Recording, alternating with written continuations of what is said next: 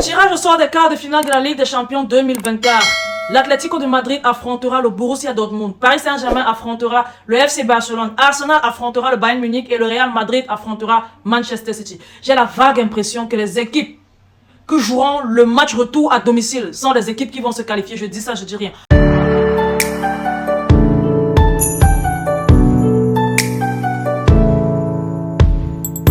Bonjour à tous, j'espère que vous portez super bien.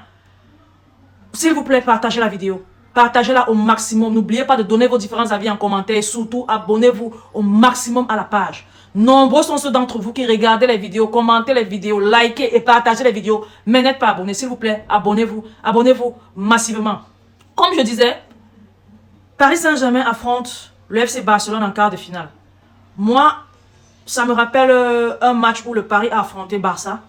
Mais c'était en huitième de finale. Ce qui est que Paris jouait le match aller à domicile et Barcelone jouait le match retour à domicile. Donc le match aller était 4-0 en faveur du Paris Saint-Germain. Le match retour 6-1 en faveur du FC Barcelone. Moi je me dis oui, ce match-là, il est bien vrai. Ça ne sera pas un match de huitième de finale mais de quart de finale. Ce match-là est un match qui a atteint Paris psychologiquement. Et donc nous on peut profiter de ça. Il est bien vrai.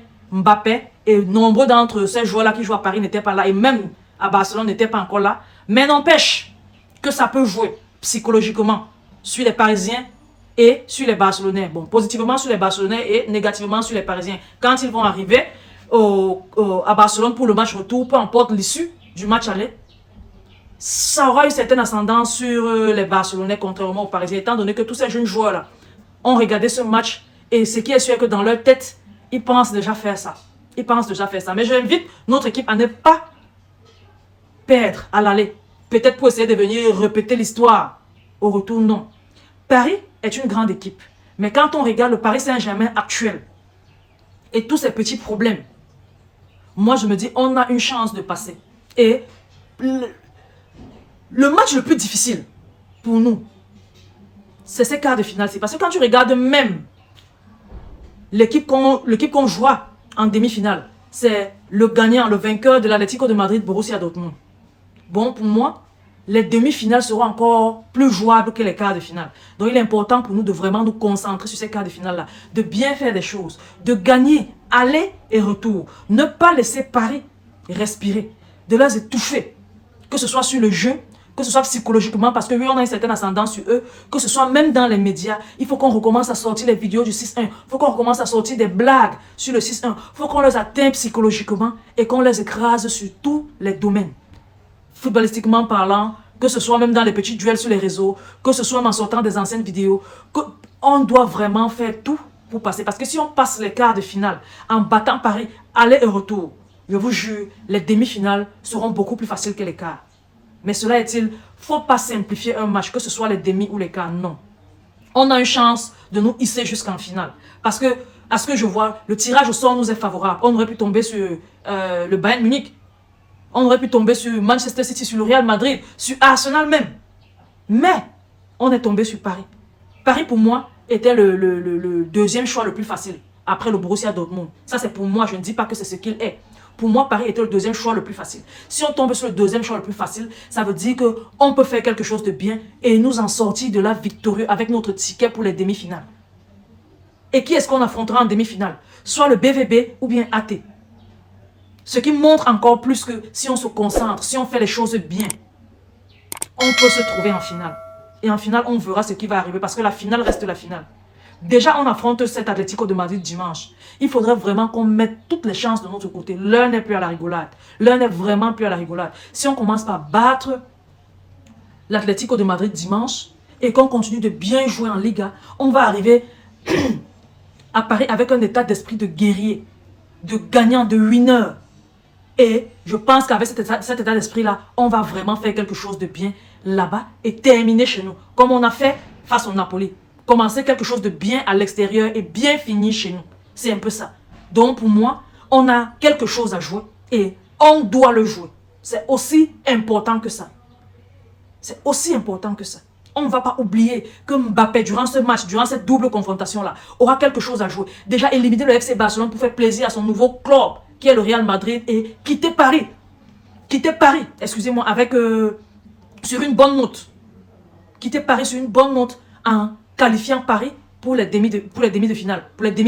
Pourquoi pas gagner même les demi-finales et se trouver en finale, voire gagner et laisser un trophée de Ligue des Champions à Paris avant de partir. Ça doit être l'objectif de Mbappé. Mbappé est l'élément à arrêter durant ces quarts de finale.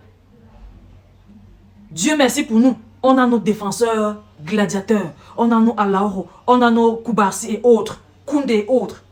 Gars, le match ne sera pas facile, mais le match est jouable. Le match est prenable. La qualification est prenable. À nous la qualification. Pour ceux qui ont suivi le match, la vidéo jusqu'ici, écrivez en commentaire s'il vous plaît. À nous la qualification. Donc ça sera un peu ça. Il est important pour nous de gagner le plus difficile entre les quarts et les demi. Il est bien vrai, l'enjeu et l'atmosphère en demi sera différent, mais gagnons d'abord ici et faisons ce qu'il faudra faire en demi. On sait ce que Mbappé a en tête, fait plaisir à Paris et au Real en même temps. Donc à nous de le neutraliser et d'étouffer son jeu. On a déjà vu Mbappé être étouffé dans des matchs. À nous de faire ça, l'étouffer et d'empêcher. À part Mbappé, qui peut bien faire quoi? À Paris, là, contre FC Barcelone. Je doute fort qu'il y ait quelqu'un qui sort du lot. Par contre, chez nous, on a beaucoup de joueurs qui sortent du lot. Le truc, c'est que évitons des blessures. Évitons des blessures. Les gars, mangez sainement. Reposez-vous quand il faut.